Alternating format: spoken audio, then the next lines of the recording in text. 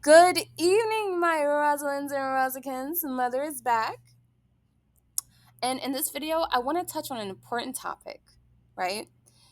Brown slash dark skin exoticals, my Rosalinds, you're not a social or black community justice warrior, especially not for unambiguous black women.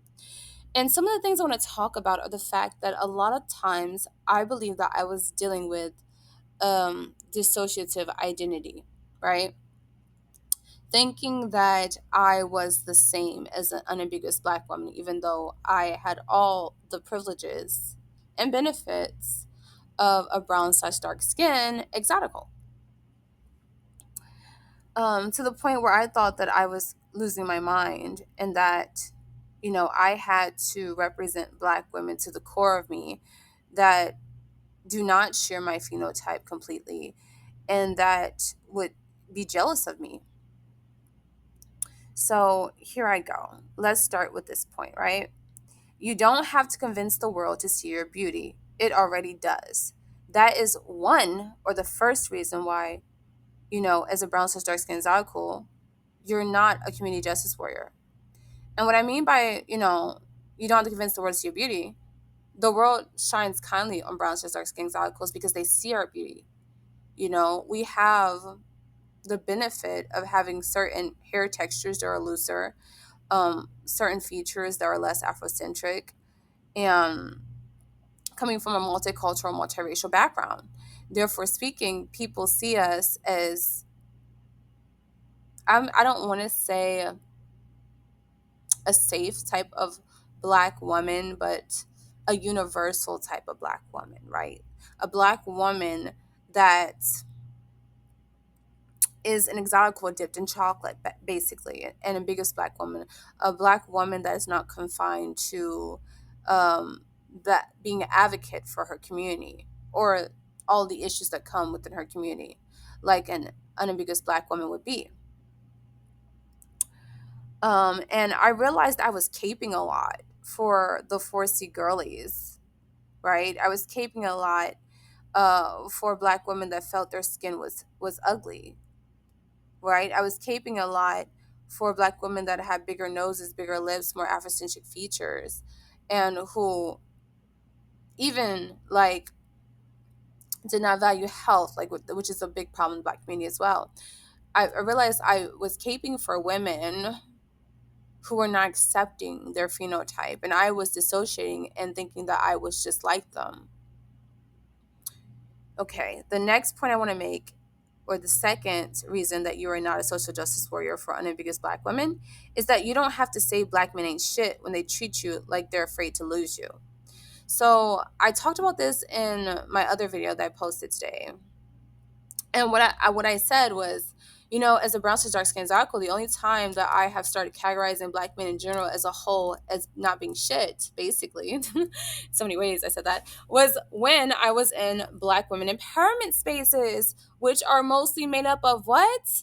Unambiguous black women with 4C hair, darker skin, Afrocentric features. I had to think out loud, and I list these in my plights and like the things I go through as a brown dark skin alcohol. That hey, I don't know why I'm bitching about. I don't really have those problems when I think about it. I'm just trying to represent for women that I think look like me, or that I think share a skin tone or come from the same community. And then I realized, hold up, we don't look alike because the struggles they're having, I'm not having. What's the difference, right? The things they're complaining about that they get rejected for by the men in our community, I'm not having that same struggle.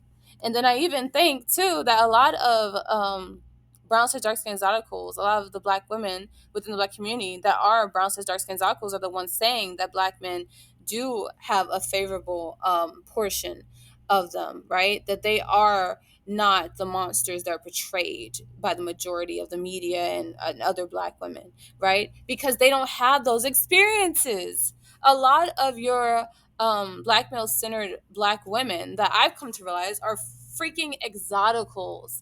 When you think of it, they're brown slash dark skin exoticals. Oh my God.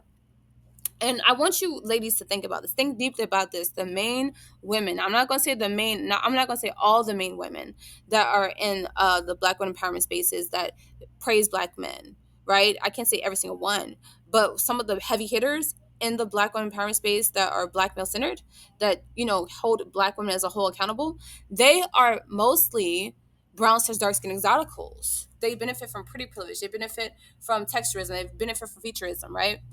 There are women like that who are telling unambiguous black women that they need to do better and that all black men are not monsters, because that's not the experience. Why is it not the experience? Because they're ambiguous black women, because they are brown slash dark skin exoticals, right? Next point, you don't have to pretend you hate your hair when your curl pattern, sorry, is so pretty. This is something else I realized. Like, you don't have to be a warrior for unambiguous black women. You don't have to do it, because honey, look at your hair, feel your hair, touch your hair, play with your hair, watch that shit grow. Like, you don't have those same struggles that a lot of unambiguous black women are moaning about on the internet and in real life. Like, I can't say how many times I had unambiguous black women tell me I have good hair, I have soft hair, I have pretty hair, right?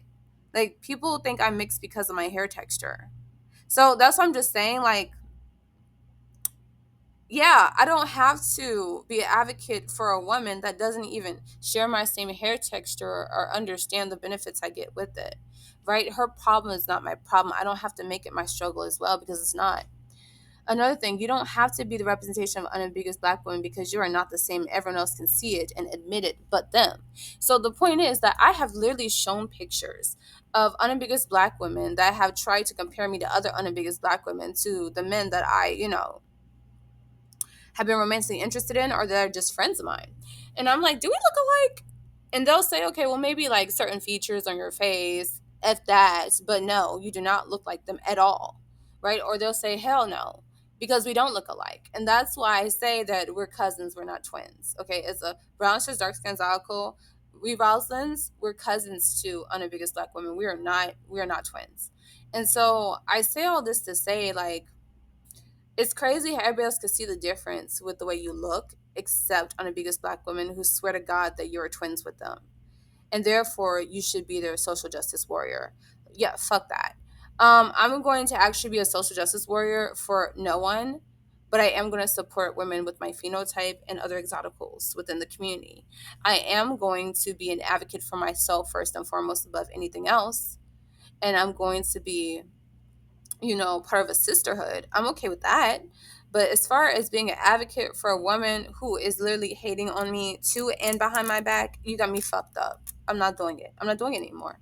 So I realized that as I take a step back and was thinking about, like, what are some struggles I really go through when I think about it? Like, all this victimhood shit, all this, oh, black men don't want us shit, all this, my hair, I can't foresee this shit.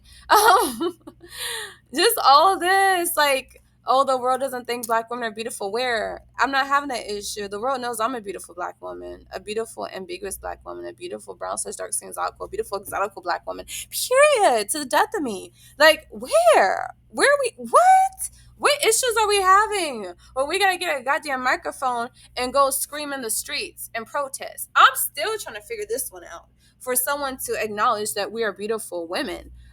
Rosalind's, we've never had to do that a day in our life. The only time we ever thought we had to is because we thought that we were unambiguous black women.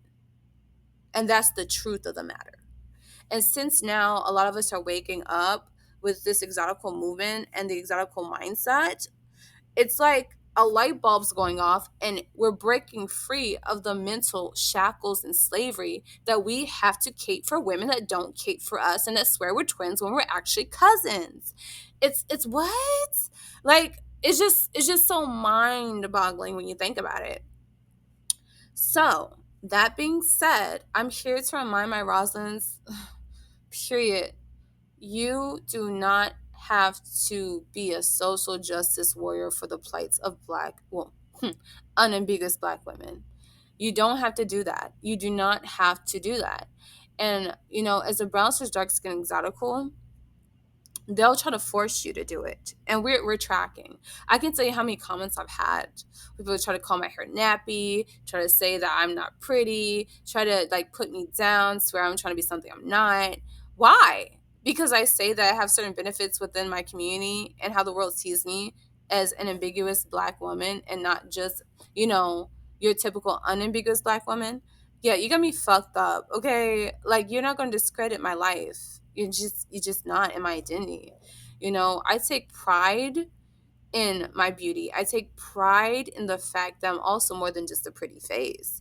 And I take pride in the fact that I'm not shackled to the black community, for better or for worse. Fuck that shit, right? But I understand that this community I come from, and I understand that there are women who just don't see their beauty within my community, and that's okay, right? Because we all have dealt with self-love issues, right? Low self-esteem. We all have gone through exoticals, unambiguous black women. We're ladies, we're women. It's part of the journey, period. But what we're not gonna do, what we're not gonna do, is make us into slaves and advocates for you. We're not doing it. We're not going. Fuck that shit.